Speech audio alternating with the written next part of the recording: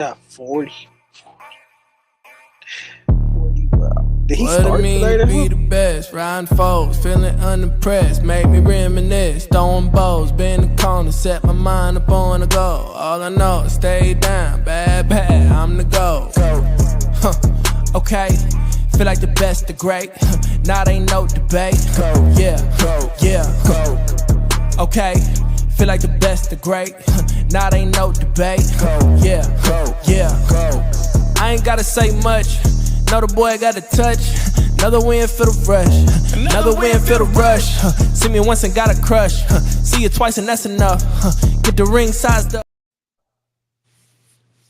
Well, we were gonna do choose your own offseason today, but the Chiefs said, "Nah, we gonna make some decisions for you."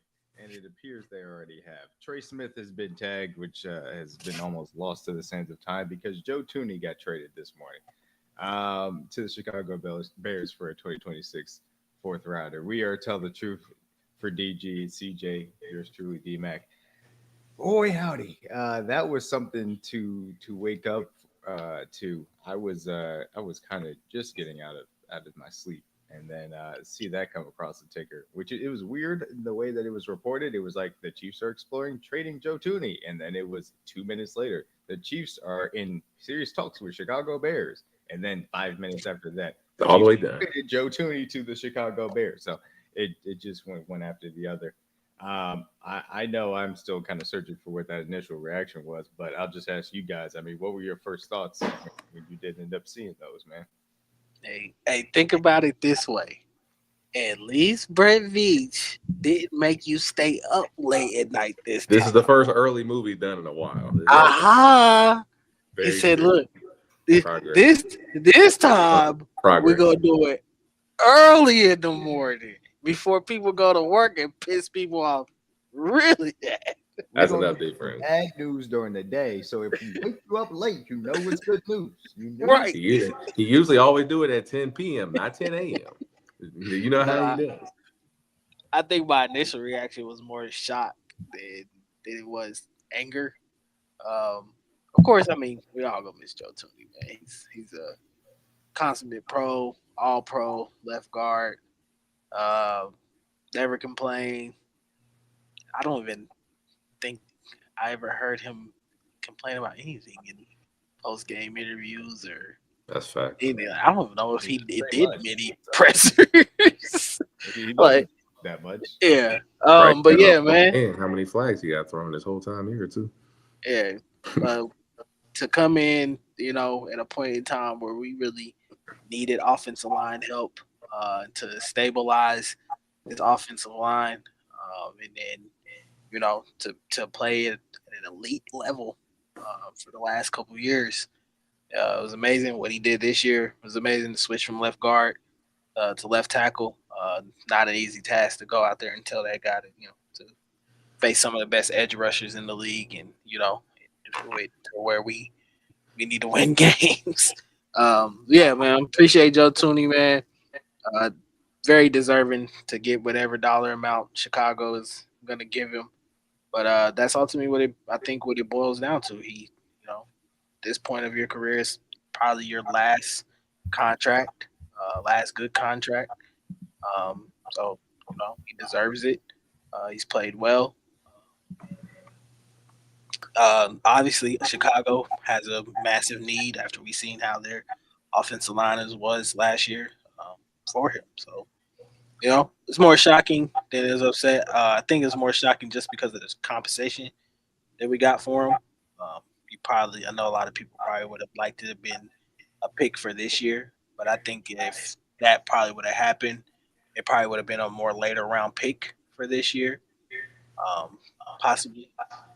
So I'm okay with them getting a fourth rounder for next year.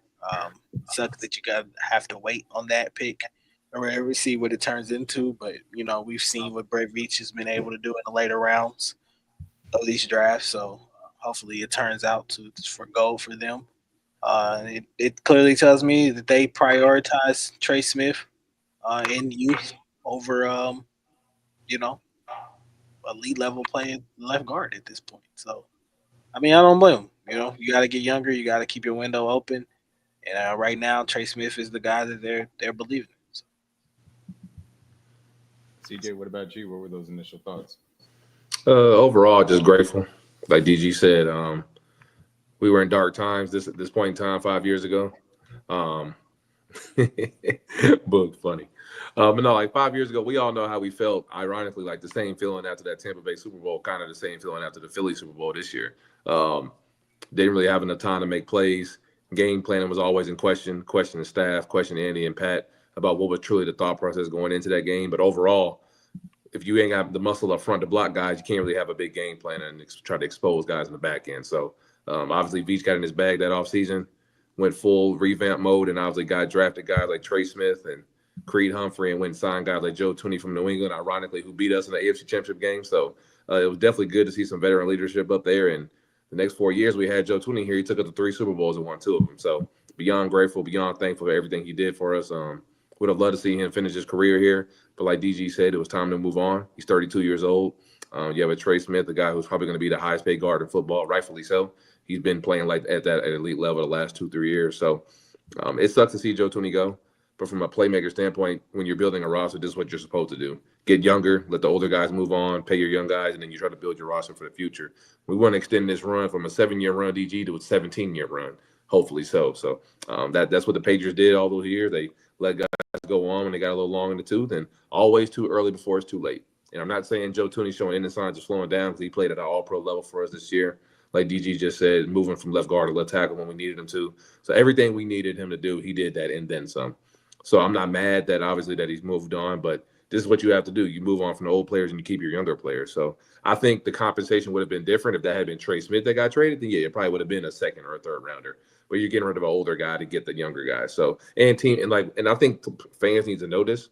When you're moving players in the offseason, whatever round you think a player is worth, take a round off or two, and that's his actual realistic value. Because most of these coaches know you're not going to re-sign him, and you're asking them what's his market value because they know you're trying to move off said player and trying to move on and get younger. So especially with the Chiefs. So after we called one of our old friends, Ryan Poles, a former friend and a former employee of the Chiefs, and got a deal done. We got a 4th-round pick. And anytime you can get a top 100 or top 120-ish compensation for a guy who's plus 30 is always good. Like DG said, would have loved for that had to been this year. But unfortunately, it's next year. So we'd add that to the arsenal for our next year draft compensation for 2026. But overall, man, we knew this day was coming. Everybody can't stay. Got to move on. Guys got to develop. Got to get better. Well, it is what it is, man. It's not really shocking. Compensation, I would have loved to seen that be better, but this is a money move. We're trying to save money. We're trying to lower our cap space. Obviously, when we extend Trey as well, it's going to extend our cap as well. So we know what this kind of move was for, but I had a feeling it was either going to be him or Trey. One of these guys was going to get moved, and Veach did what Veach does. He pays the young guys, let the old guys walk. So he did everything I thought he would do. Yeah, so it just came together so quickly. So I guess that was part of it. That was kind of the Yeah, it didn't like develop. It was just like, oh, he's moved. Oh, yeah, like, oh wow, all in like less than 30 minutes. one thing after another. And I think you put it well is that this was kind of something that was initiated by us, and the fact that we had brought back Trey Smith on that franchise tag, and as a result, we felt like that was too much money to have tied up into the interior offensive line, and then therefore Joe Thuney was going to end up being the odd man out because of his age, because you wanted to keep Creed and Trey Smith moving forward as the young guys within the group. And so the initial shock was just, oh man, you just lost an all-pro player. And then for it to be a 2026 4th-round pick was a frustrating compensation from the standpoint of you wish that pick could be better for a guy that is truly an all-pro. And ultimately, my frustrations, and we'll get into this, is a little bit more of the process as I work through this that led us here than necessarily what that straight compensation was. But to your point, got to salute Joe Thuney. Like you guys have said, consummate professional, elite leader along that offensive line, brought those young guys along, and did nothing but play at an incredibly high level and all-pro level when he was there at left guard as we asked him to. And this is a guy with the Patriots that played center at a really high level and then moved to guard and played that for a high level for championship teams. Came here, won 2 championships for us, of course, and was able to play left guard at all-pro level. And, when the times that we asked him to move to left tackle, he didn't complain. I didn't say anything about it. He said, I'm going to go out there and give you the best I got. And that's what he did. You got to give him a lot of credit for that. And shout out to him, man. He is going to have a gold jacket one day. And obviously he's going to be able to help the Bears out as well. So there are a few of these. I mean, we're going to kind of try to take this one thing at a time from the standpoint of what it's going to look like as far as what this looks like for the offensive line. So as we currently sit here today, Trey Smith obviously on that franchise tag at right guard. You expect him to be extended. It feels like they want to still get that done, obviously before free agency, so they have the cap space to operate accordingly. Creed Humphrey, obviously, that center on a long-term deal. We know he's going to be here certainly, and hopefully he's a guy that is going to affect retire a Chief. Jawan Taylor is out there. The real money ends after this season, so if you want to cut him at the end of this year, that is possibly within the cards. Obviously, he does have one more year on his deal after this season coming up over there, right tackle, still playing at a solid level as well. And now there are question marks as far as the left side of the line. As it currently stands today, tackles on the roster outside of Jawan Taylor or Ethan Driscoll, Wayne Morris, Kingsley Suamataia with a question mark because he might be a guard, and Two Godric at this point. So it's a massive question mark as far as left tackle is concerned. Left guard, from the things that we are hearing and assume, and heard, for months and now, and obviously saw in week 18, that, and so we'll see how that ends up turning out. And ultimately, now the Chiefs go into the offseason, have question marks in the, two positions, I should say, along the offensive line instead of just one. That it may be looked at maybe 4 days in between Trey Smith getting tagged and Thuney getting traded. So I guess my question is difficult from this standpoint. I'll ask it in two parts. One, how do you feel about the unit as a whole as now we approach free agency and the draft? And then two, what do you think about the implications as far as it is concerned? Kingsley, Nourzad kind of competing for that left guard spot in that aspect. It's definitely weaker now. Obviously, you lose a guy like Joe Thuney, like we said, one of the most consistent guys in the NFL, one of the best in the league at his position. So obviously, we need to improve our left side. We knew coming into it, we knew this was going to be the most important offseason of the Mahomes era, honestly, because we were going to have to move on from guys like possibly Kelsey being his last year. And then we knew Trey Smith's contract was up and we already had extended Creed. So this was going to be a big year for us because we've been to 5 different Super Bowls and had 5 different left tackles. So obviously the group is weaker when you lose a guy like Joe Thuney. Now you have to really invest and see what is the move. I know we all knew left tackle move was going to happen. Now we're truly going to see, are we moving up to invest in the guy this year? Or are you waiting for the class next year, which a lot of people think is better, which I kind of agree with? Or do you truly go all in for Ronnie Stanley if you can pull him away from Baltimore and kind of do like a similar deal like we did with Orlando Brown Jr.? But there really is no option to go into the season the way the O-line stands right now. Like you can't go into a season with these guys at tackle. So if you think DJ Humphries is an option, then maybe you do try to bring him back. I think we've kind of done the roundabout way with bringing in stopgaps. I think we truly have to find a guy for the future. So we obviously have our list of guys who we like in the draft. I know some of us like Banks. I know D-Max like Simmons. So there's a couple guys in the draft that we could move up to get, or if guys fall around to the bottom of the 20s range, which obviously we're at 31. So maybe we could package up and move, and maybe that 4th round pick we got is one of the guys that's in that package. So obviously I think you have to be aggressive and go get a guy. We've kind of been doing this roundabout thing for a couple of years. So if you're going to find a left tackle, there's no better time than the present. So if you find a guy that you're in love with, you truly think he's the one, then hey, go get it. If not, I think it's going to be like D-Max said, we're going to bring back DJ and try to let him compete for a spot with Kingsley at left guard and to see if that's our left side. But I think you kind of truly have to push for one of these guys in the draft and truly feel who's going to be your left tackle for the future. Yeah. Do you know about you as far as the unit as a whole and then that left guard specific competition? Yeah. So initially, I think that this move means that there's a big plan in place. I think it's an aggressive plan at this point because I don't think you make this move without having some kind of plan behind it. And I think they really feel very confident that whatever they're planning to do is going to happen. I think it goes, to me, it's one or two ways. You're either giving big money to a free agent left tackle that you really like on the free agent market, or you're trading up in the draft to go get one of these guys that you feel like can come in and be the future this team. So, what was it about the left guard? What was your question about the left guard? I mean, just between Kingsley and Hunter Nourzad, it appears Yeah, to be the competition. yeah. I don't think you invest the draft pick or anything like that if you didn't think there was something there for Kingsley.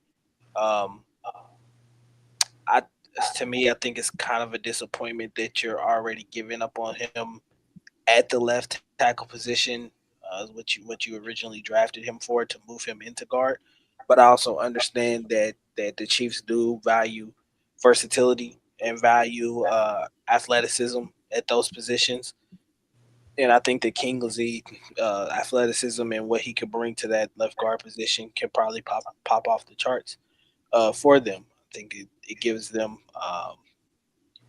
it potentially could give them their a very good young interior O line for the future, which is something we had when Thuney came here. You arguably had the best interior O line, so hopefully that can go over with Kingsley as well too, moving him in there. But yeah, I'm with CJ. It obviously means that left tackle has to be figured out, and it's got to be figured out this year. Um, I don't think they can continue to keep doing the stopgap type of thing. I just think it's you're prolonging it and pushing the problem further and further down the road if you continue to keep doing that. I'm okay with them if they're saying that DJ Humphries is the guy for this year, and then we're going to move up in this draft or something like that to get the guy that we really like that can be the future at that position. So I definitely think it has to be ironed out and figured out this year before they start moving forward. And they, I'm telling you right now, man, if after this trade, they better have a plan. They better have a plan because if they don't, it's gonna look bad for I them. think I have an idea what they probably going to do. Honestly, It's not even just having a plan; it better be an executed plan. Yeah. So, I think I have an idea what they're going to do. you had something to add to that? Or, No, go ahead, man. Go ahead. no, it's tough, specifically as you go into 2025. And I know this doesn't necessarily it's not the front, but when Travis Kelce said he was coming back, he's like, "Oh, last dance." We're going to try and send him out to the top things of that nature. Now, would you really have to walk in high school?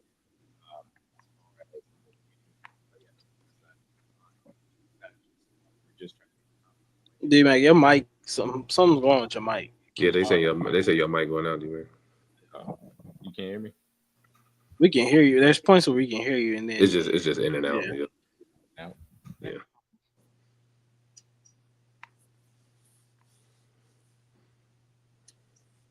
I'll bring up some of these comments. What we got? Usually, Give him some comments going forward. I mean, that is true, but you said DG, it gives Kingsley obviously an opportunity to prove himself, and versatility is key in this offense. I know Andy Heck and Andy Reid preach that overall. Obviously, Veach does as well. Guys that can play multiple positions. So having a guy that can do multiple things, and Kingsley actually gives us more versatility. So I like that for him. I understand the thought of Ronnie Stanley. As a player, I think he's obviously an upgrade from what we were dealing with last year in the last couple of years. So I like him as a player, but the injury concerns is for me, if I'm investing free agent money, I'm not doing it for a guy with injury concerns. Then I'm just compounding the problem that we already have. So I love Ronnie Stanley as a player. He's definitely an upgrade for us. I'm not going to sit up here and badmouth him, but I'm not investing real dollars into a guy who's an injury-prone player. So that's just me. My thoughts on Ronnie Stanley. can you guys hear me? Yes. Way better. Okay. Sorry. What was I saying? So I think that it's going to be a tightrope as far as the left side of your offensive line now is concerned. Before it was like, all right, well, we feel settled at these 4 spots where you get solid to good to great play. If you're just fine at left tackle, it's fine. But now that you're questionable at these 2 spots, then you got to walk the tightrope in the competition between Kingsley and Nourzad. I think you saw some good things from Nourzad in Week 18. I think you saw some solid things from Kingsley. He's got the athleticism that you would hope to move inside. I didn't necessarily love the idea of kicking him inside because of the anchor. But the more frustrating aspect of it from the Kingsley Suamataia aspect or standpoint is that you can still get good value out of him for being a late second round pick. And if he's the starting guard for a long time, like that's good value that you can get out of from that standpoint. It's just frustrating it could have been that he's your long-term left tackle. And it was just impatience and a panic move that maybe took that possibility away. And now we're seeing if we can salvage that value by moving him inside the guard, which again, he can return it and play well there. We just got to see it happen. And so now you're relying upon either one of these second-year players to play well at left guard. And then the question mark at left tackle is, where do you go? You hope that you get a veteran left tackle in free agency. People, again, the Ronnie Salians of the world, if he even gets to free agency, because it sounds like the Ravens want to extend him. B, if he does, then it's a bidding war. And I don't want to get in a bidding war for Lonnie Stanley. He's missed over 30 games in the last 5 years. That's not where I want to be. And I know how great he was last year and he was healthy. No, I'm good. I don't want to invest significant money in Ronnie Stanley. That's not where I want to go. People are going to say Dan Morgan. Or is it Dan Morgan or Dan Moore? The kid from Pittsburgh. I think it's Morgan. It's Morgan. Okay. Yeah. I just wanted to make sure. No, it's Dan Moore. Moore. Oh, okay. Yeah. So Dan Moore played well for Pittsburgh, but more specifically, he played in a system in Pittsburgh that's Arthur Smith's system that is the antithesis of what the Andy Reid system asks of its tackles. So I don't necessarily like that fit. And it's a similar conversation of what it was for Larry Jackson. And obviously we saw him get extended by the Rams too. So I think it's probably going to be a similar market that you were operating in pre-trading Joe Thuney, where it's, DJ Humphries, maybe Donovan Smith, who we saw, he said that, he had the hip injury that prevented him from playing last year. Maybe he comes back on a smaller deal. Jedrick Wills Jr., who's a former first-round pick, played well for the Browns early in his career, not recently. Can you bring him in and have him compete? He's on the younger side compared to the first two names I named. So Cam Robinson, again, kind of like Jedrick Wills, more of a reclamation project. So that's where it comes down to. I feel like you're still playing in that smaller vet left tackle market. And then it feels like what was previously possibly I don't want to call it a luxury because there's still a need because it was a question mark, but it wasn't as much pressure as it feels now. You got to get a tackle. And not only do you have to get a tackle, because this draft, which we'll talk about a little bit later on, is so thin at tackle, you are going to have to probably spend your first round pick on a tackle. And not only that, given how thin it is, you probably have to trade up a little bit to get the right tackle that you want. So all of those things, shout out to Pay the Price, of course. It's difficult. And now it feels like you're operating out of need and desperation rather than having multiple avenues to getting better. And that's the issue as far as that's concerned. Yes, pay the price. So before we talk about cost of the brick is up. Before we talk about kind of the fiscal aspect of this, we'll hit on this a few things in the chat. I'm going to save that because that actually gets to our point a little bit later on. As far as Kelsey, I don't expect anything is going to be done as far as that money is concerned. I feel like if they wanted to do that, they would have already done that. You're going to see Mahomes restructured. They can restructure Chris Jones. I think that's probably going to be the two things that you see before free agency starts as well. There's also a report that Joe Thuney wanted to be extended, and that maybe went into this a little bit. I don't know how relevant that is, or if that really had anything to do with the Chiefs' decision to trade him from that standpoint. I do want to put that out there. My question for you guys, and this is more of a rapid fire question. When Mahomes saw this, do you guys think that this made him happy? Do you think that this is something that he saw and was like, okay? And then do you think that they consulted him before they did this? Yeah, I'm sure they gave him a heads up, obviously. Like, hey, moving no on. way they did this and didn't tell him. Like, obviously, after the Tampa Bay game, we knew hey, we have to fix the old line. So I'm sure they gave him a heads up about moves they're making. So probably similar situation now. And obviously, Pat's tenure, so they're going to tell him, hey, we're moving on from such and such player. But they're also giving him the goods on the other side. Hey, this is what our plan is to improve left tackle. So he has the answers to both sides of the coin. So, but yeah, I'm sure they told him for sure. It doesn't make him happy, no, but he's noticed his reality. Everyone can't stay, especially at 32. Did you want to move on from Trey and get more value for now, or do you want to keep Trey for the future? That's kind of like the coin flip. Which side do you want? And the right thing to do is to trade the older player. But in his heart of heart, we know Joe Thuney's a better player right now, no question. But this is a future move, not a right now move. So Yeah, and I think explaining that to Mahomes is understandable. And but you're 28 and Trey is what, 24, 25 now? So it's like your timeline with him matches up way more than Joe Thuney. So yeah, it's just frustrating. He's the all-pro left guard there that has continued to give them great play and for Mahomes to rely upon. Like when he's setting protections, he's known, for the last few years, hey, any protection scheme that has Creed 101 or Joe Thuney 101, I'm good. I don't need to worry about it. I know that they can handle it and take care of it. We can operate, of course, off of that. Now that changes. That changes significantly from that standpoint. And again, from a football and fiscal standpoint, I understand why the moves was made. It's just not necessarily the way that I would have loved it to go in that aspect, certainly from process. DJ, did you want to jump in with something? Yeah, I don't think that I don't think they would have made this move if they didn't consult Patrick or talk to him. So, I definitely don't think they would have left him in the dark about it. I'm not saying that they do that with every move, but I think this is, especially the ones that affect him, I'm pretty sure they've said something to him at some point and told him like, hey, this is what the plan is or whatever, and this is how we can want to move forward or whatever. So was he happy about it? Probably not. But at the end of the day, I think Patrick Mahomes, if anybody, should understand that it's a business at the end of the day. And sometimes in business, you got to make decisions and moves that you don't really like, but may in turn be the right decision for you to make. So. And again, DG, that's a lot easier decision to make when you looked at the history that you had with Joe Thuney. Like you got all the experience and the assets out of him.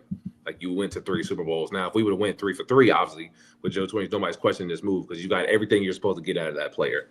And as far as the expectation of Joe Thuney, he met all our expectations and exceeded it. I never expected him to play left tackle. I knew he could. I know he had that ability to, but he did that in a pinch and solidified a position that we didn't know what to do at that point in time. So everything we got out of Joe Thuney, we exceeded all the assets out of him. So there's nothing more you could ask for Joe Thuney to do with his time here. And now that he's 32, this is the time to move on. It's the old saying, too early before it's too late. I know fans hate to hear that because obviously the Chiefs have been in a win now mode, but we want to extend this 7-year window to 17 years. So it's a lot easier to make this decision if we would have beat Philly a month ago. But obviously we didn't, so that's why fans are pissed, and rightfully so. Can I say one more thing too? Like the Chiefs have shown you, especially in Brett Veach's tenure, they don't give guys over 30 a third contract. It just doesn't happen. Chris is the exception. He really Chris was the one exception, and I think he was the one exception because he was turning 30 as he was going into getting that contract. Now, Thuney is also a Hall of Famer, but we know that even as amazing as Joe Thuney is, Chris Jones operates on a different plane, even from Joe Thuney as far as importance on this team. So I just, again, at football standpoint, keeping Trey moving off of Joe Thuney, I understand it. It's just the compensation and process that led to it is not necessarily what I would have liked from that aspect. And I keep just saying this, and I want to explain it because people might have seen my timeline throughout the morning or maybe heard me in the space. And when I express these things, and I want to see if I sound crazy when I say this, but B, if you guys how you guys feel about this sentiment. But the reason why when some people, and which is a popular refrain as far as Chiefs Twitter is concerned, is being able to blame Brett Veach and say that he is a bad GM and he has shortcomings, et cetera, and laying at the feet the fact that he didn't get a better pick from that standpoint, specifically for Joe Thuney here. The question mark of saying, why did this happen? So I think from a business standpoint, the Chiefs for the first time in the Patrick Mahomes era last year were in the top 10 as far as cash spending. But previously, they hadn't been higher than 17th in the National Football League. I think that's a little bit of Clark Hunt now reclaiming to push things back down. And ultimately, this is what it comes down to for me. I understand Trey Smith coming back and wanting to stay young. He's on the tag. there is a deadline of sorts because free agency is coming up and you have to be under the cap, and you want to also have space to operate from that standpoint in free agency to get things done, re-sign players, etc., etc. There was a world in which they could have kept Joe Thuney and Trey Smith if they wanted to, and that would have required more cash spent by Clark Hunt. There was a world B where they bought themselves time through restructures. Obviously, we mentioned Mahomes. Instead of just doing a partial one like they did last year, they could have taken the full one. Extended extended Travis Kelce with void years if they so choose, because you expect him to be gone after this year. You could have done creative things with Joe Thuney's contract. You could have done creative things with Chris Jones' contract, et cetera, to buy yourself the time as far as immediate cap space to operate now, and then, be able to negotiate a trade for Joe Thuney into the future if that was the way that you wanted to go, and create a little bit more of a market, a competitive market, to get you something better than a 2026 fourth. So that's why, for me, my frustrations as far as the compensation is concerned comes down to more so Clark Hunt than I think it was a Brett Veach issue, because I don't think Brett Veach was given time to rectify this or get a better deal, because Clark Hunt and his cash budget necessitated a quicker timeline. So all that being said, does that make sense, DG and CJ? And how do you feel about the Brett Veach, Clark Hunt compensation for Joe Thuney conversation that has been happening over the last few hours?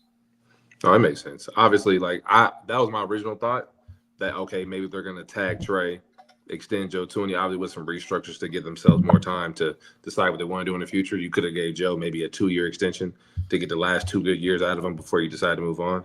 Or, like you said, the other side of that coin, which is probably the one no one wants to hear, maybe they truly are going to invest in the left tackle position. So either way, it was going to be a tough call to do. I'm with you. Eventually we had to figure out this left tackle position. So it was going to be a Band-Aid that had to be covered. I would have preferred to kept Joe Thuney.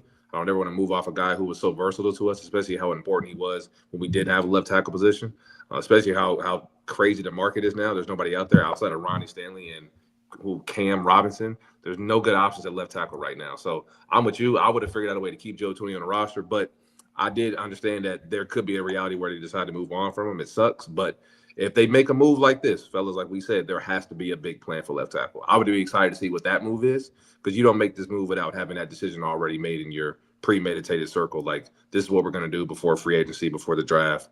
And maybe we make another move with Chicago, because, like I said, Ryan Poles is a friend of the Chiefs organization. So maybe we make a move with him on draft day. We maybe move up to get the tackle that we like, or someone else that we were friends with across the league. So not necessarily frustrated. It just sucks. This is the part of the business we don't like. Like, we obviously want things to go our way all the time, but that's not reality. When you're doing this much winning, you're not always going to get the compensation you want. You're not always going to get the player you want. It is what it is. So just like you don't win every game, you don't lose every game either. So I'm very, very excited to see what we do on draft days. I truly believe we're going to move up and try to go get the tackle we want. It's kind of the writings on the wall now, essentially, with all these moves. Yeah. Clark Hunt and Brave at this point, like they've done everything you could probably ask them to do up until this point, as far as how they've moved this organization, especially in the Mahomes era. It's like CJ said, it's part of the business you don't like. Tough decisions have to be made. Financial decisions have to be made. It sucks. Yeah, and I'm pretty sure for Brett Veach and and Clark Hunt, these are the conversations and discussions that go down where some sides may not see what the other side sees, But at the end of the day, it is what it is. You have to deal with it, have a plan, move on, and figure out a way to attack it. Clark Hunt's a cheap ass, which we all know. Most of the fan base. I don't see it that way, but to most of the fan base, Clark Hunt's a cheap ass. A nice way, they call him a penny pincher. That's what. Yeah, but look, man, when you're handling millions and millions of dollars, I don't know what that's like. So for me, I just stay out of that kind of business because I don't handle millions of dollars. A lot of money. But I know that it probably can be easy to make these decisions, and I don't think Clark is up there saying, yeah, I don't want to spend the cash here or whatever, and so get rid of them. Like I think these are lengthy, long discussions about how we move, what do we do, what's the plan to move forward, do we agree with this, and I think that's how it's kind of ran. So at the end of the day, you gotta do what you gotta do, and hopefully, like CJ said, they have a plan to attack. Uh, and fill this position in the way they need to continue to keep having the success that they're having. So hopefully there's something coming. I don't know what that is, but hopefully something. We're gonna find out very soon. Yes, we are. Yeah, I'm glad that you made that point though, DG. I do want to make it clear in my criticisms and this specific frustration of how this process played out. I do think Clark Hunt is one of the better owners in the National Football League and truly in all of sports. He's hired the right person in Andy Reid's standpoint, and gotten out of the way. And yes, it does appear that some of that cash budget is restrictive at times, but I don't think it's so restrictive to where it's a massive hindrance on being able to be competitive. And ultimately, when you win at 3 Super Bowls in 6 years or 5 years, that says to the contrary that it's obviously not restrictive, that you can make it happen. He's been willing to shell out the money for Chris Jones. He's been willing to shell out the money for Patrick Mahomes. He's been willing to shell out the money for Creed Humphrey. And he will be doing so for Trey Smith and hopefully Trey McDuffie later on this offseason. So, and he's also paid Andy Reid and Steve Spagnuolo, who I consider to be the best head coach, and I think everybody agrees is the best defensive coordinator in the league accordingly. And so he's done all the right things from that standpoint. It just feels, unfortunately, there are times in which the cash budget could be a little bit more, flexible, and it's not. And that's a frustration piece, and I think it manifested in the lack of compensation that came back here for Joe Thuney, which ultimately – a 2026 fourth, as CJ said, a top 120 pick. It's not terrible. It's not inexcusable. It's not the end of the world. It's just less than ideal for what you probably would have wanted back for an All-Pro player, even though he's 33, even though he's going to have to be extended. It just really feels like you want that pick to land on day 2. And that's unfortunate. I'll address this because I'm the person. He's not necessarily one of the lowest spending owners in the league. He is below average. We'll say that, and he is more so middle of the pack than necessarily dead last. And again, difference because teams like the have a spending problem that significantly restricts their ability to actually compete. That's a real issue from the ownership standpoint.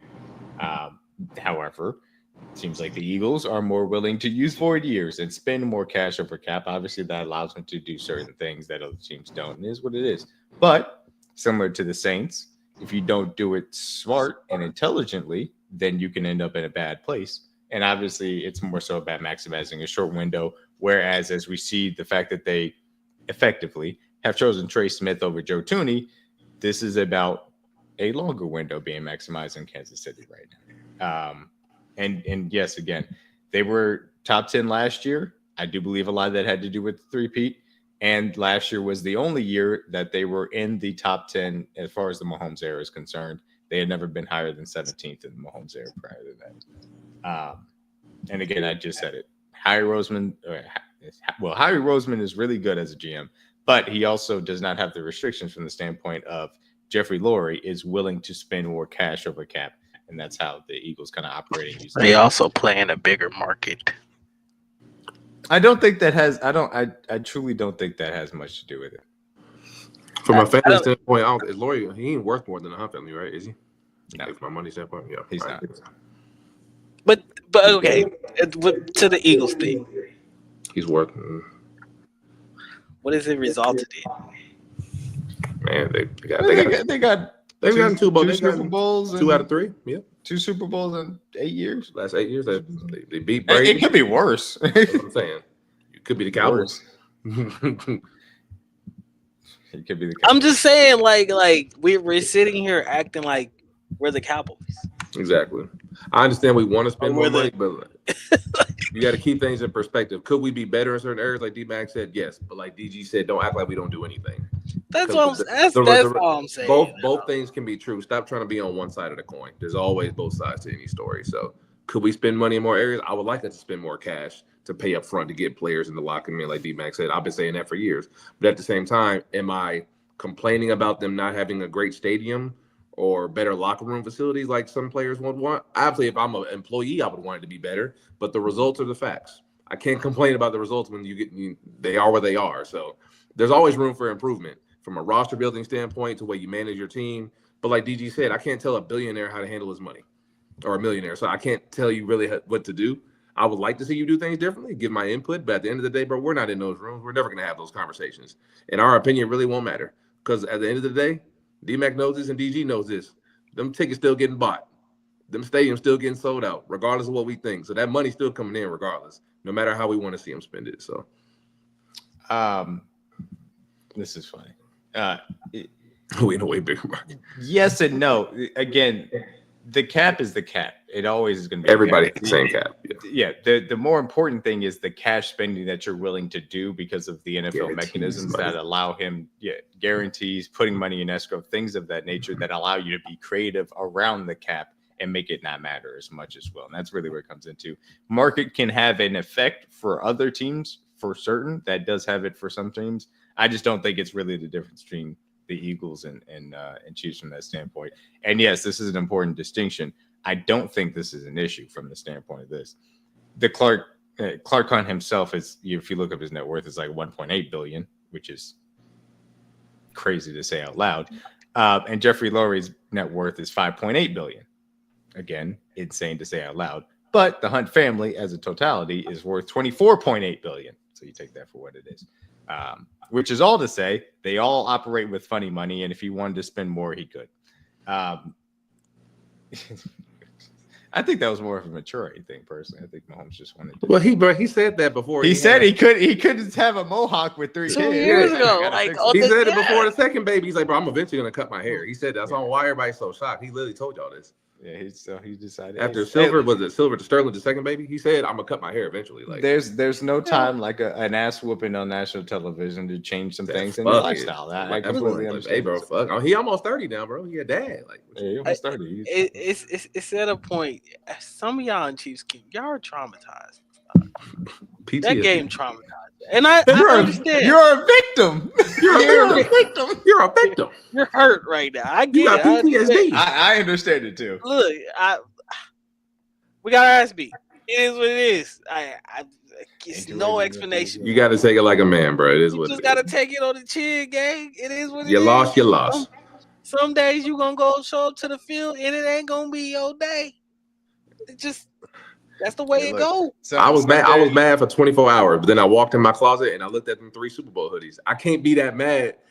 You can't be that mad when you think about the perspective. Really that night, I was pissed. I was mad that night because I'm like, fuck, we lost. But the next morning, I walked into my closet like, bro, I can't. We done been to 5 Super Bowls, bro.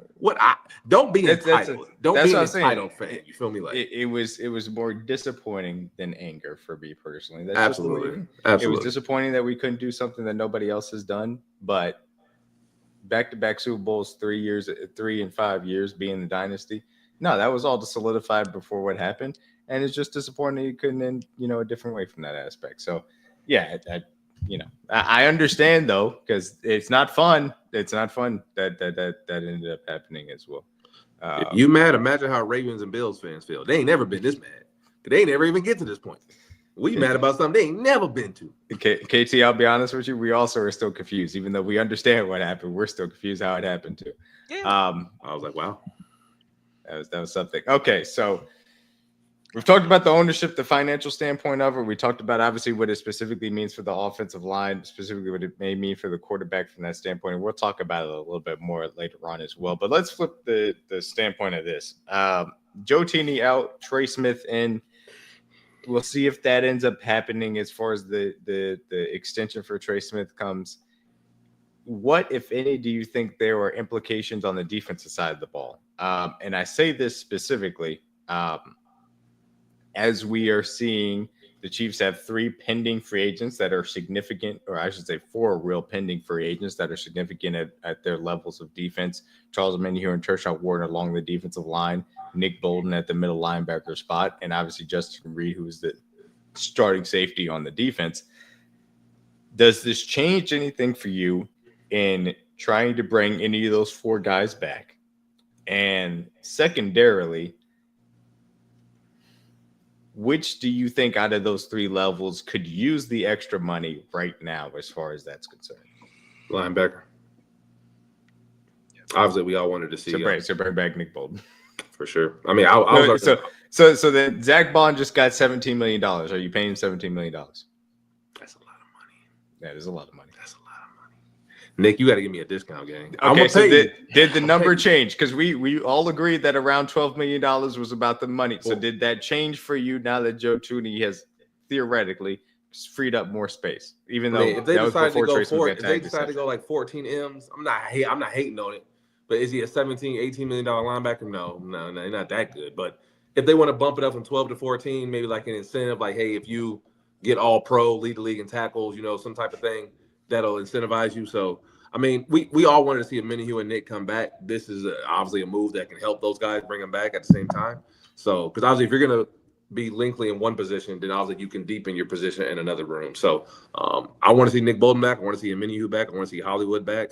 I think that's like a level of importance. For me, I would probably say right now, out of those 3, Nick Bolton's the most important one because I don't think the defense is the same without him on the field. And then I would go, you could debate Charles or Hollywood, who you think is more important to the team. I would say Charles right now, just because how talented we are at a receiver with Rasheed and Zaya already established. But I would probably go Nick, Charles, Hollywood of importance. Which guys do I want to see come back first? But I don't mind them paying Nick Bolton a little extra money if they feel he's worth it for sure. DG, you look like you want to say something. I think I love the DB rooms. I love where we're at back there. So yeah, I think that they're prioritizing bringing Nick Bolton back, and I don't think it's at a very high number. Honestly, from what the Twitter streets have been saying, it seems like Nick Bolton's market isn't going to be as significant as we thought it was going to be.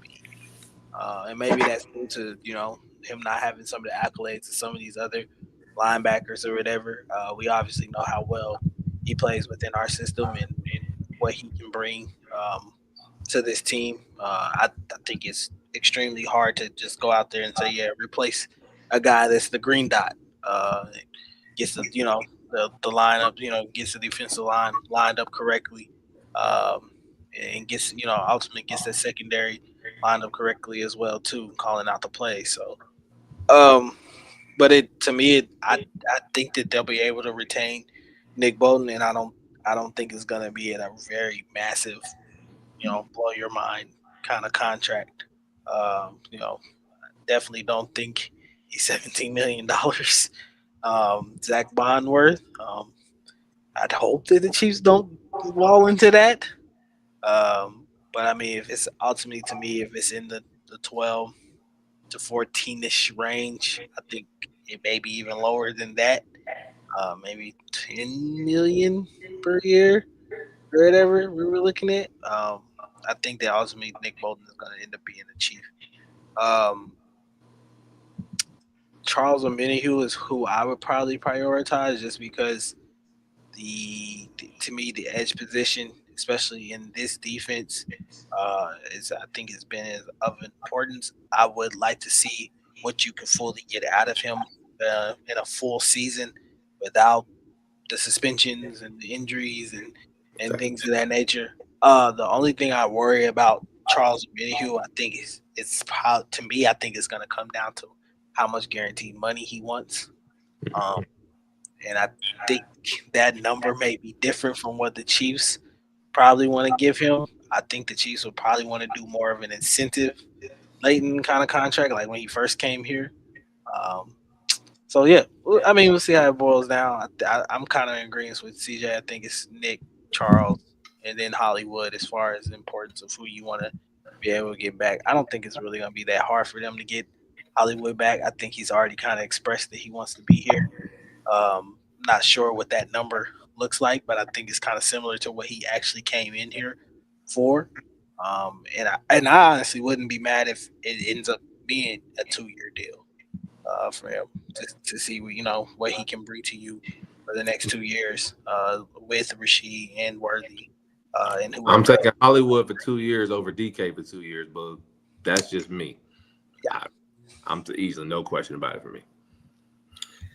I mean, I would take DK, but it's because mainly because of the cost. Expensive, right? It's because the cost. Now, if cost didn't matter, then yes, but reality, like, give me Hollywood, bro. Yeah, I mean that's really what it comes down to. I mean, we've talked about it a little bit earlier. I still think that Charles Omenihu for our pending for agents is the top priority on defense for me. That's just how I look at it, because I do think that he's our second best pass rusher. The inside out versatility, what he brings to the table, and I think the cost effectiveness may be a little bit better than a guy like Treshaun Ward, who had a great year, relative obviously to his standards. And you expect to have a bigger market necessarily than probably would be brought back from that aspect.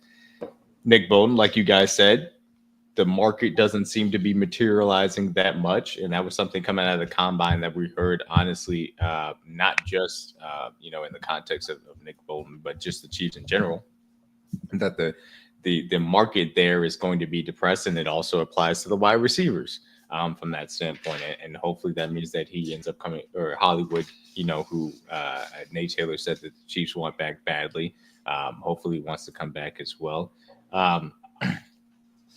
And so it's interesting, and I expect Justin Reed to be gone. Some people were confused about that. He always seemed like he was going to be set up to be a guy that was going to end up walking at the end of this year, and that kind of is what it is as well. So it's interesting. Is Nick Bolton going to find that market that prices him out? We'll see. And it'll be fascinating to see who the Chiefs prioritize when it opens on Monday at noon, because this is the type of move in trading Joe Thuney that says we're going to try and be players in free agency. And I hope it's not Ronnie Stanley, but if it's not Ronnie Stanley, then it feels like it has to be somebody on defense, because the guy on offense ain't out there. There's no impact wide receiver that you're giving real money to. None of these other tackles other than Stanley would demand that kind of money. I personally wouldn't pay Stanley that money. There's not a running back out there you're paying significant money to. I know Aaron Jones is a free agent, but no. Looks like you're paying in-house guys, honestly. That's something. So, and that brings you right back to the defense. It's got to be one of those of Nick Bolton, Justin Reed, Charles Omenihu, Treshaun Ward. So it'll be very interesting from that standpoint. Yes, I would like to bring Willie Gay back. Oh yeah, for another 1 year deal. Hell yeah, absolutely. Colin Saunders priced himself out of our market, and that's just when he got paid, bro. Yes, he got paid. It is what it is. We are technically under the cap right now by about $400,000. Again, restructures will come between now and Monday that will change that, of course. Over the weekend, I'm sure. Yeah, and those don't have to be announced before Monday. They can do those and then technically, yeah. Well, so because that is the legal tampering period, so technically it could not be Tuesday's official. Yeah, it couldn't be official until Wednesday from that standpoint, and we're under the cap, so technically we don't have to announce anything if we have agreements in place. So there's mechanisms there, but I do expect that we'll hear kind of what those set figures end up coming out, that they'll have that housekeeping done before they hit free agency for that specific reason too. So we'll see what ends up happening as well. So we kind of hit as free agency implications, and I think this really comes down to: are you willing to get in the bidding war for Ronnie Stanley? It's Orlando Brown Jr. all over again. I would prefer to get in the bidding war for Orlando Brown Jr. Me too. At least he's available. He had his flaws. At least I'm always team available over talent. Like, I know you're a talented player, but if you're not on the field, I can't do nothing with you. I can't do nothing with you. What am I supposed to do when it's week 15 and I'm competing for the 1 seed and I'm about to go in the playoffs and then you're not available? What good does that do me in that case? Exactly. And ironically, Ronnie Stanley just had his most, the healthiest part of his career being this previous season. Natural regression will come back to balance. What he usually does is get hurt. So this will be the time when we sign him, and then he goes back to being injured. And that was his age 30 season. He's going to be 31 next year. Exactly. And again, that's not to. And I want to be clear about this. I'm not saying I want him to get hurt. I'm just saying. Well, yeah, absolutely. No, we never want anybody to get hurt. But it's important to talk about these things. And I say this, I say when it comes to offensive linemen, as far as age curves are concerned, when you get into the late 20s into the 30s, those guys can still play at a high level because that's kind of what offensive linemen tend to do. But still, big guy at 30 plus still carries the injury question mark. And if you've had the past that Ronnie Stanley does, then I'm always extremely wary of that into the future. So even for a guy like Joe Thuney, who generally has had a clean bill of health, we know about the torn labrum last year, but generally has been an incredibly reliable player. That's a guy going into his 30s I'm more willing to make a bet on rather than a guy like Ronnie Stanley, who's been in and out, up and down, and just happened to have a healthy season right before free agency as well. And absolutely, as the late Therese Paylor said, contract year is undefeated. All right, so I don't think that's a coincidence either. DG, are you willing to pay Ronnie Stanley and get in a bidding war for him? I'm so conflicted about this. Like, he's an upgrade for us, but I think Ronnie Stanley's a good player. I just don't like the availability, man. Like, it scares me. I feel like you're gonna give him big money, and then 3 weeks into the season, yeah, he just had the season of his life being healthy. Now, yeah. Look, yeah. I'm almost more inclined for them to just say, like, let's take a flyer shot on Jarek Willis at this point and see, because of the youth, the age at this point, and that feels more of like a Brett Veach type of move to me. 25 years old, has obviously had the experience of playing this league, but then again has been injured as well too. And then I think you alluded to, D-Mac hadn't played some of his best seasons, his last couple seasons for Cleveland. So, this is one of those moments where you pay the price, man. Sometimes you don't want to pay the price. Sometimes Also, you that don't brick want. going up. Yeah, the new car looks nice, but the alternator is going bad. You know it's going bad. You know you're gonna have to fix it at some point. So, they gotta do something, man. They look at this point. I'm not all the way in for it, but you don't have many options. So it's either one experience. You're gonna have to trust that this guy is gonna come in and have the availability that you would like for him to have. Hopefully, Ronnie Stanley, if he signs here, can prove us all wrong, and be on the field for 17 games or whatever, or however many games you're playing or whatever. And but yeah, it's a conflicted decision to me. Absolutely. I'm personally out on giving him significant money, and certainly on getting a bidding war for him. Like, just if the Patriots want to go out there and spend a boatload to go get him, more power to you. And it makes more sense for the Patriots. The Patriots can afford to play with those assets because they're not trying right now to compete. And it doesn't necessarily mean that. But like, they're not trying to compete at the highest level. If Ronnie Stanley misses games at the end of the season, it's not the end of the world. It doesn't take a championship title off the table for them. They're just trying to get competent play out of the offensive line so that Drake May can develop. And that's a different mode than we are in right now, especially because they have the assets and wiggle room that we just don't. So I'm good. I'm out on giving him significant money because I'm concerned about that. And I'm out on it from the standpoint of I don't want to get in a bid. Really? What? I think that was. I will say. I'm not that surprised. I think that was expected that they were gonna, because it saved them $25 million in cap space. Yeah, of course they're gonna release him. Well, he's gonna be a Niner. It makes sense. Niner. Yeah, he's definitely a Niner. So for those that may not know who we're referring to, Joey Bosa just got released. Big Bosa, little brother. Hey, bring him on. Should show it on the screen as well. Oh, you know you release when the team tweets that Has been released. the team said we have released Joey Bosa. Get him the hell out of here.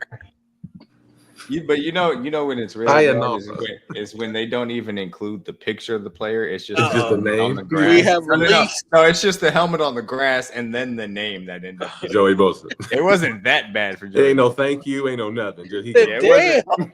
Thank you, Joey Bosa. Like the Seattle has the we're parting ways with Tyler Lockett. Oh no. Nope, it's just Joey. Bye. It's just Joey. They said literally, we've released Joey Bosa. That's Joey. Period. Nothing else. No Joey, exclamation point. No thank you. No nothing. Give us that $25 million back. So yeah. We also heard some news as far as DK Metcalf. Oh geez, helmet on the grass is nasty. It is so nasty. It is. DK Metcalf did request a trade. Obviously, a lot of rumors as far as the Chiefs' possible interest for that. DK Metcalf is a good player, in my opinion. He would fit with the Chiefs. It would just be extremely expensive from the standpoint of draft capital. She'd probably be talking about a 3rd-round pick and then extending him on top of it. It would not be the route that I would like to go personally. I just wouldn't. If I was going to do that, I would need to do that for a true number one option. Brandon Ayuk is a guy that apparently was being shopped. Now, the fact that the team is shopping him means that they probably want to get better compensation than a 3rd-round pick for him. But that would be a guy that would be willing to do a 3rd-round pick, ideally more 95 and change than the Titans' 3rd-round pick, and then, extending him on top of it. But question mark as far as the financial flexibility that you want to do that too as well. Was there any other news that happened that we needed to touch on that came out? We had Tyler Lockett be released. Tyler Lockett, DK out for a trade. We saw Debo get traded, but I mean, it's the Commanders. Which I shouldn't say that. The Commanders made a solid move there and it improved their roster. I mean, I fully expect Cooper Kupp to be released, a pre-cut for June 1st. I know they're not going to pay him his 20 M's he's owed this year on the cap. That's crazy for a guy that's been injury prone. I fully expect him to get cut. Trying to think about DJ Reed is also a guy that's on the free agent market as well, a corner from the Jets. I'm just looking at the list right now, fellas. I don't see anybody other crazy names on the list, honestly. Yeah, I mean, we'll talk about kind of that as we go forward from that standpoint. And it is unfortunate as far as the time is concerned because we wanted to kind of push this more so into a Joe Thuney centric pod, given the fact of everything that happened. And we'll push our choose your own offseason until next week. And some of the free agents may end up coming off the board, but I think we'll be safe, going through the first day and a half, of the legal tampering period from that standpoint, as far as getting it done. Oh, Max Crosby did sign a massive extension for the Raiders. Do you guys say that as well for Max Crosby? So gonna leave the and Saquon Barkley got extended. Guys that we all knew they were going to get their money. So yeah, right. Saquon Barkley got extended. We've referenced the Zach Bond extension at $17 million a year as well. Earlier, he was a guy that was set to hit free agency. But instead will not hit free agency for the Philadelphia Eagles as well. Yeah. Okay. So moving on in between, last week and this week, we did obviously have the combine, and we'll talk about some things as far as the combine is concerned in a bit. Question mark that now happens. Before, if I was placing it on a scale as far as the need for left tackle in the first round, I would say it was kind of like a 5-ish. If I was going to say it, like it was something that definitely could be a part of what you look at, but it wasn't a necessity from my personal perspective. Now that we assume that Kingsley is going to be a left guard and we assume that Hunter Nourzad is going to compete at left guard, we don't know what they're going to do as far as free agency at left tackle. How high is that number on a 1 to 10 scale for getting a tackle in the first round of the NFL draft? If we all assume, which I think we all agree with, there's not going to be anybody past the first round that will be realistic for this team to help them out in 2025 and beyond. Very high. Yeah. I think the writing's on the wall. I think they're going to move up and get a guy. Now, who it is, I think we can kind of eliminate the options at the draft day will go on, but I think they're pretty much telling us they're going to move up on draft day. They can go get a tackle for the future. Listen, if it's Kelvin Banks Jr., I'm all for it. Throw the house. Throw everything you got to do. Give it all away. I still don't want to trade two first round picks. I still don't want to trade. I don't. No, I don't. I'm obviously. I want to get the exaggerating. player, but it's just like there's nothing in this class that I'd love to have to get. It's just Right. It is what it is. It's obviously, I guess you would say, a higher priority on the list because you do need to find that guy for the future. But I do think that there are other positions, especially in this draft, and we've seen what this draft is going to be.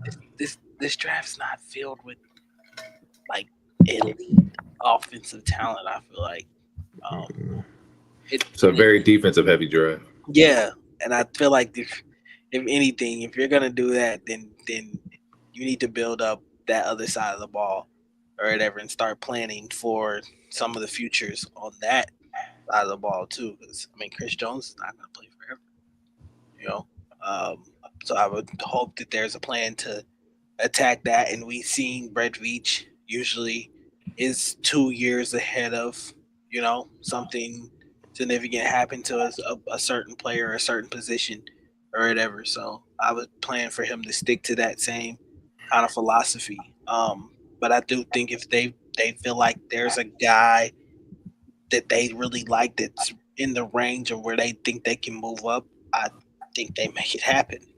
I don't know who that is at this point, but you obviously have to figure out left tackle for the significant future. And if you don't, like I said, you can't just continue to keep kicking the can down the road. Mm-hmm. Yeah, I understand it. I understand it completely. I mean, it feels like it's like up to an 8, like an 8 out of 10. It's just like, yeah, like you got to get tackle. I don't think that you're going to be able to veteran free agent your way into just feeling great about it, because it feels like you have to invest significantly at that position now. I would say you at least have to get maybe 20, top 15, top 20. Top 20. You got to For get who top though? 20. For who though? I'll say Banks. Banks is top 20. Simmons probably top 20. If it's so, if you're going from 31 to into the teens, then you're trading. I gotta look up the form. Keep going. Keep answering what you guys are saying. Yeah, I was gonna say if it's Will Campbell, you're going all the way up. Are you all the way in? Yeah, you obviously feel like that kid is gonna be the future. He the one. And I think it's almost like kind of a Patrick Mahomes type of move where, this is too good for us to pass up. We got to get super aggressive. I think Banks is ultimately there around the 14, 18 range, maybe drops into the 20s or whatever. I think if he gets closer to the 20s, then it's a realistic chance that you could move up, especially from 31 into the top or the middle of the 20s or whatever to get Kelvin Banks if he drops that low. But yeah, that's arguably the range I think you're gonna have to be in to get either one of those guys. And then Jeremy, the deep running back class. Anyone got a fave that's feasible for us? Plenty of options there, boy. That's easy. Yeah, that's the easy. UMac has talked about his guy RJ Harvey. After seeing kind of some stuff from the combine as well too, I wouldn't mind them taking flyer on him. I think he'll be a 5th or 6th round type of guy. Definitely a day 3 guy that you could probably go get. We had a visit with Quinshon.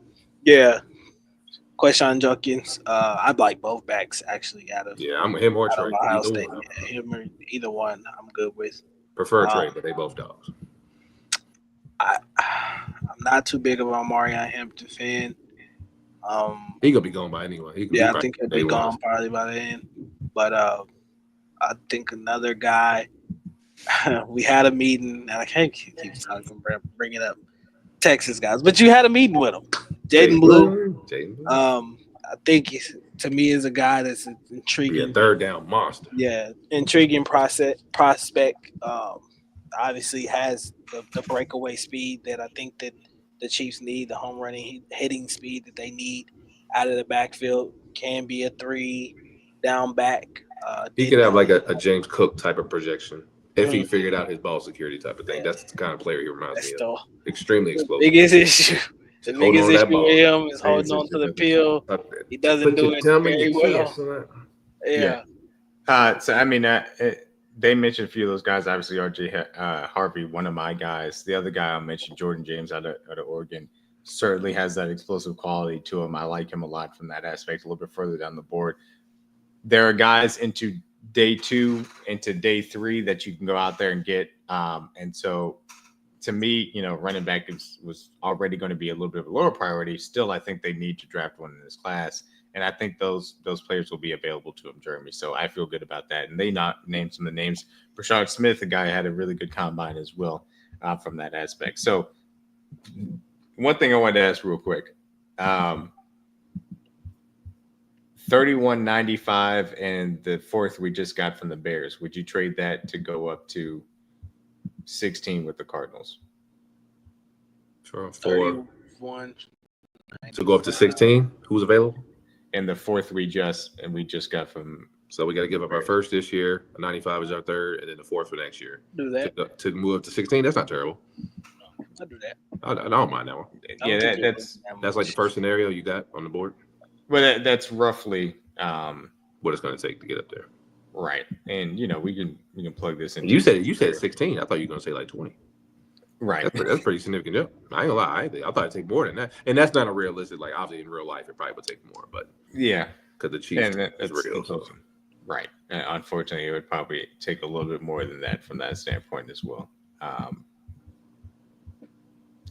was trying to see if they have a calculator elsewhere, but we'll run through a few of those other ones. The other thing I wanted to get to real quick, just because we started heading on it a little bit, the combine aspect of this. Obviously, we did have those performances some of the teams set out. There really was some discrepancy as far as the length of the arm tackles, which obviously was a point of discussion for some of these guys that have shorter arms and trying to hit certain thresholds, of course, for understandable reasons as well. I'm just going to do really rapid fire for you guys. Any names that really just come to mind that had a standout combine performance that you want to highlight and from that standpoint, and then we'll go ahead and end with a mock draft, and we'll talk about things from that aspect. One guy that did intrigue me was Darian Porter. Not just so basically, not so of what he did at Iowa State, but just his measurables and the athletic testing that he kind of showed. I know that people say that there's some struggles with the fluidity in the hips for him, but to make that transition from receiver to corner, we've obviously seen guys be able to do that and be successful at it before. Richard Sherman comes to mind. I think of guys like that. So to watch him and then Chiefs you typically prefer bigger corners, especially with ball skills. I think that this year they have to try to get more guys that can create turnovers for them.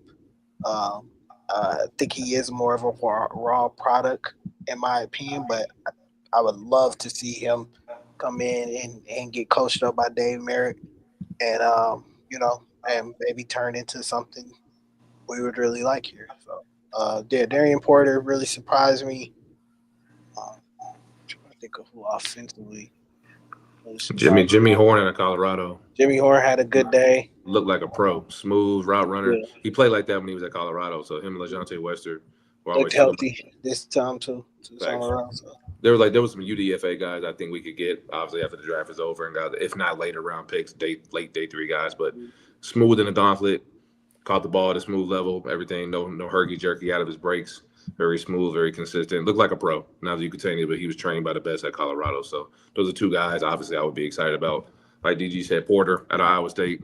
Obviously Jalen Noel. I know he's small, but checks all the other boxes. Extremely explosive. So maybe if the option we can get him later in the draft to add him into a special teams role, even though Nico's been in that role for us as well. So you never know what position we're trying to get younger at there. Those are probably the 2 guys that I like the most. That stood out to me. But outside of that, a lot of guys that I want to see are pro day guys. So A lot of the guys that I've wanted to see test well are probably going to wait till the end of this month to see what they do with their pro days, honestly, because all the tight ends I wanted to see outside of Arroyo really didn't do nothing. So, yeah, absolutely. One guy, I don't know if you mentioned him there, but Terrence Ferguson, I thought had a really good Fergie. Which, he was one of the guys we talked about pre-draft. I mentioned Brashad Smith. He's a guy that I wanted to see as far as the testing was concerned, and I liked what I saw in that aspect. And another guy that's further down the board, Robinson, the defense tackle from Nebraska. He's going to make me go back and kind of watch some more of his tape and see how it really performed, because I'm interested to see what he looked like, and because his athletic testing jumps off the page as well. So I'm interested to see what that ends up looking like ultimately from that standpoint. So yeah, we wanted to make this a Joe Thuney centric podcast. I think we certainly accomplished that, and we'll talk about as far as the choose your off season going into next Tuesday from that standpoint as well. We can go ahead and finish out with a mock draft, and I'm going to see if I can negotiate a trade with the Cardinals. Unfortunately, PFF has not put that pick in. Yeah, they've had yet. So it is what it is. But I understand why it hasn't been put in there. It's technically not a what's it called?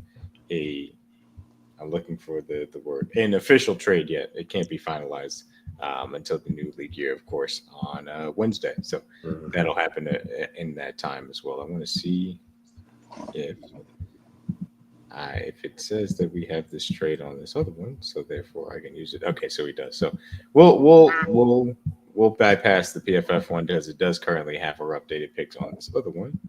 So we'll go to PFN and we'll try and negotiate this trade to see if we can make it work.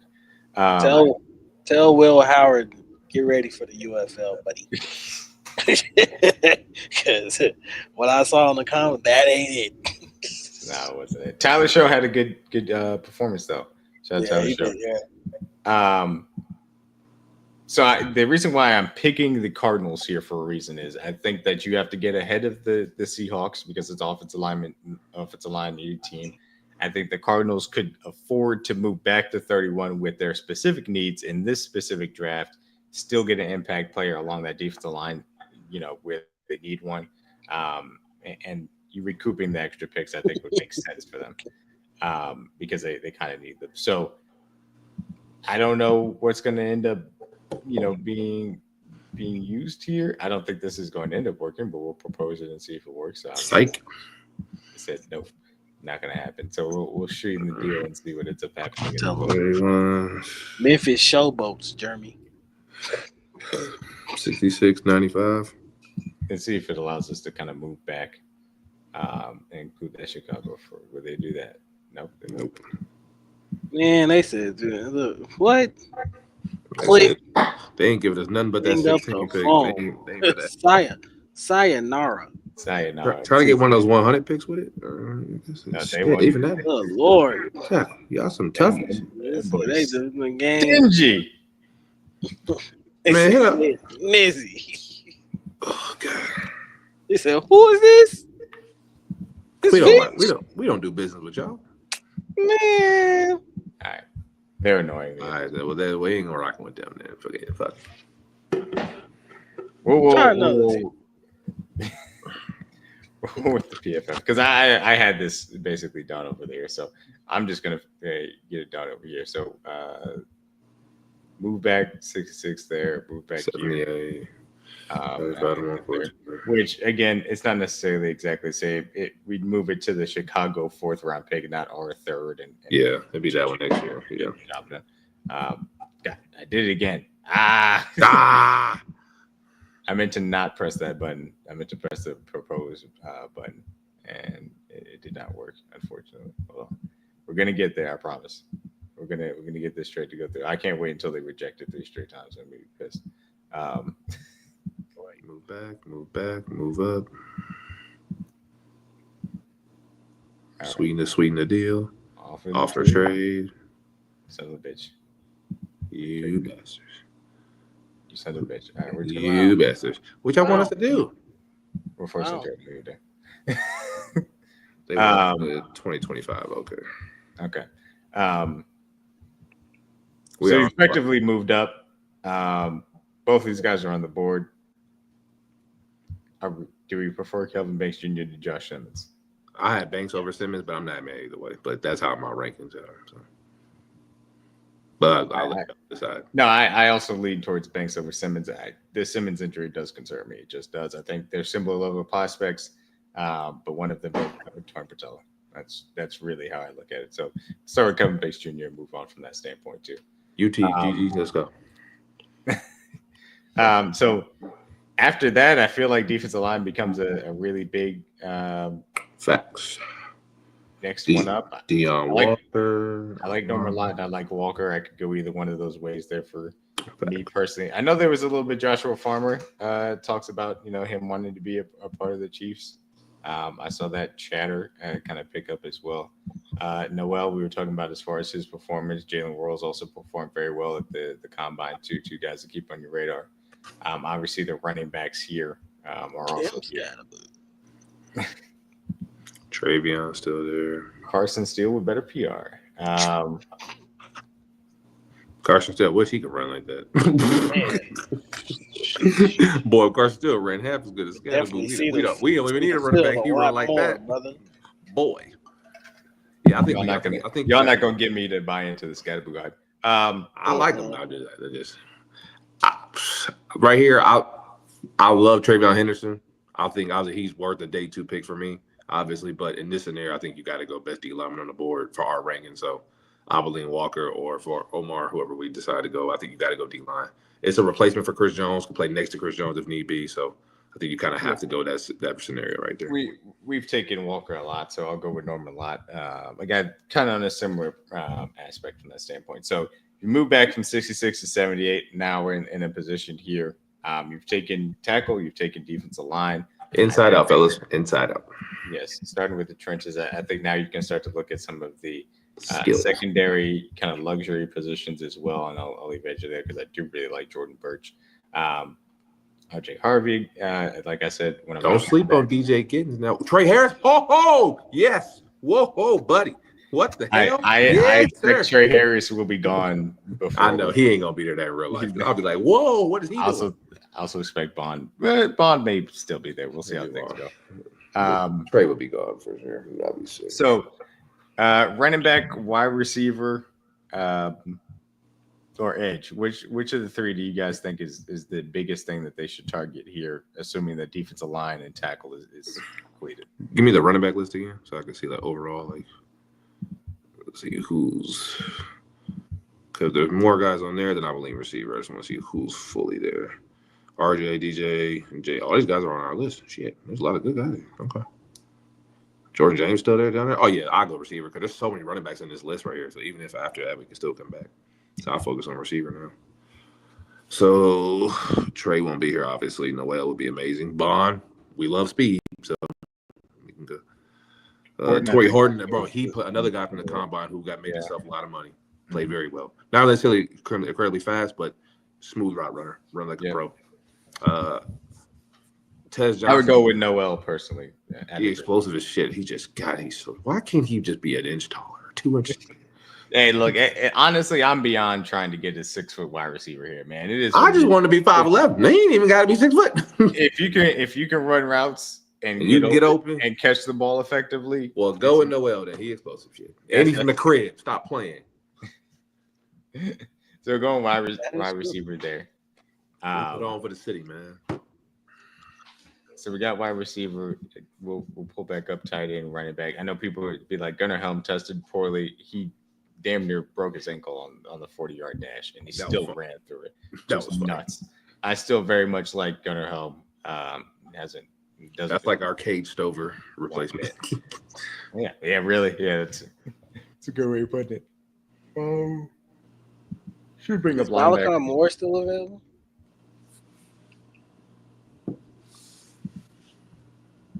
The safety position?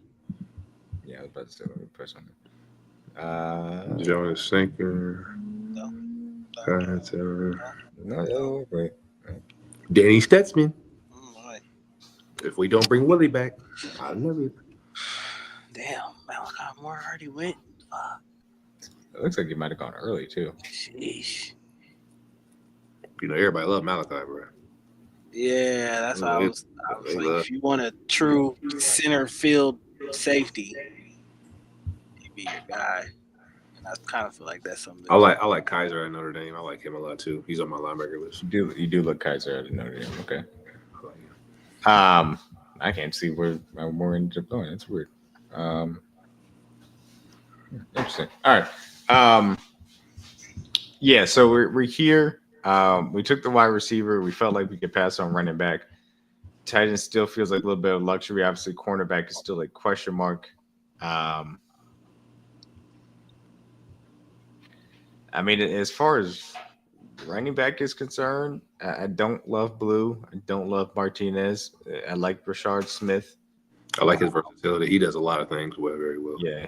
Fourth round. I'll probably go Brashad or Stutzman right here. Yeah, either one. We'll go ahead and we pick again at 132. So we'll go Smith. Very extremely versatile. 14. He could play every down for real. Yeah. Mm-hmm. He did a lot of good stuff at SMU. Yeah, and I know your boy Stutzman is here, so I think we can certainly go there next. Oh, yeah. Also, I know people are going to be like, well, they trade away Joe Thuney. Does that mean that interior offensive line becomes a bigger question mark? I can see why people would say that to an extent. On my personal, I think that they've invested C.J. Hansen, Hunter Nourzad last year. If you're moving Suamataia inside, you don't need to, in my opinion.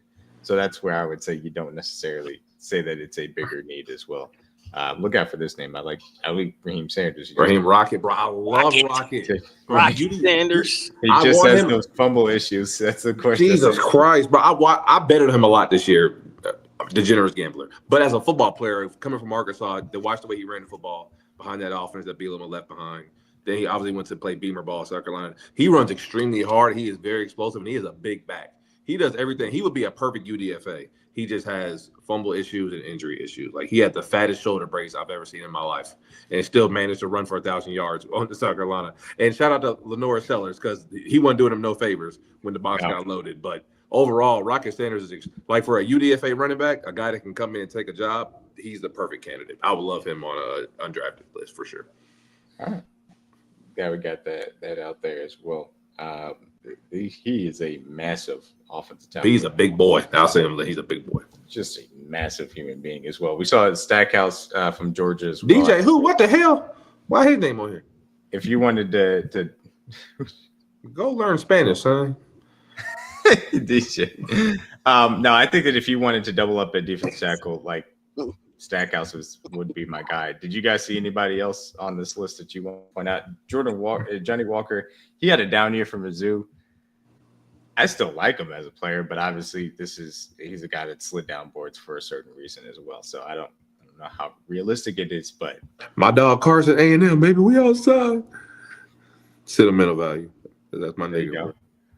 Alabama A&M, baby. We outside. Yeah, no, I would probably go Stackhouse, but I feel like we've taken Stackhouse at the end of every single one of these at this point. Any guys you guys see that you want to point out? It could be a no, I understand. Did we already take a linebacker? Yeah, we took Stutzman. Oh, yeah. Okay. Weiss is off the board. Ty Robinson went to the Ravens, a guy that I'm going to go back and watch tape on after his combine performance. Corner. This is our DB spot usually. Oh, yeah, absolutely. We got Tommy Hill, Mac Williams, Cam Miller, Samari Simmons, Jabbar Muhammad, BJ Adams. Let's see, James. I'll probably go back. Jimmy Horn went at the top of the 7th, by the way. God dang it, you bastard. You bastard. Safety. That list sucks. Silo Sanders, baby. Absolutely not. Is it going to be short? Raheem Sanders, you're a chief. Let's add to the running back room and go you're with that. Chief, buddy. Let's go. Hey, could you imagine seeing Country's face and sweet trash Silo Sanders? Bro, he'd turn the stream off. He'd shut the shit down. He'd be like, all right. I'm done with this. So fast. Immediately. I think that it probably costs more to go up to 16 ultimately with the Cardinals, but again, this would be what it could be what it looked like. Oh Jesus! If you needed to go and try and get that offense tackle, man, and so we don't think.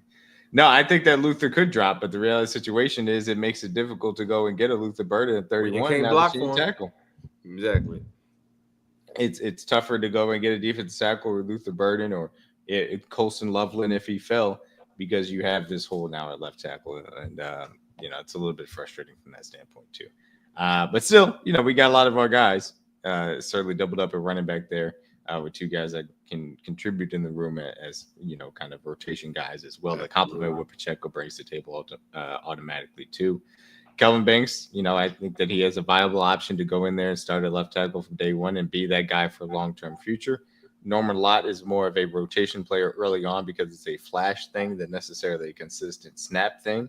So you'd have to bring some veterans back. But again, all the tools necessary to develop as well. Jalen Noel, we talked about really good combine, fluid route running, good hands, a little bit undersized, of course. But again, that's not something that we really shy away from as far as Kansas City is concerned. And Danny Stutzman, CJ's linebacker pick there at Oklahoma to help out that room too. It's funny, and this is the thing that comes out of the combine with some of these prospects is like, oh, Shadur Sanders was arrogant, which hilarious in these meetings, et cetera, et cetera. But then the Browns come out and, kind of on official record say that they enjoyed the meeting that they had with them and still very much would like to take them. So it's rumor mill season. These guys are going to get things from the agents. They're going to get things from the front office. And, some of it's going to be lies. Some of it's going to be truths. All of it is always going to be with an agenda. And you just got to keep that in mind from that standpoint. I don't know if Luther's going to be dropping, but hey, if Luther drops, he's probably going to be the wide receiver 3 for the Eagles because we can't take him now. So that is what it is. Anything else before we go in and get out of here, guys? Joe Thuney is a Chicago Bear. Trey Smith is tagged. Free agency starts on Monday. We'll be back Tuesday night for our Choose Your Own offseason and any news that happens in between now and then, man. For DG, for CJ, Kingdom Cast will be live tomorrow night as well. Peace out. Go Chiefs.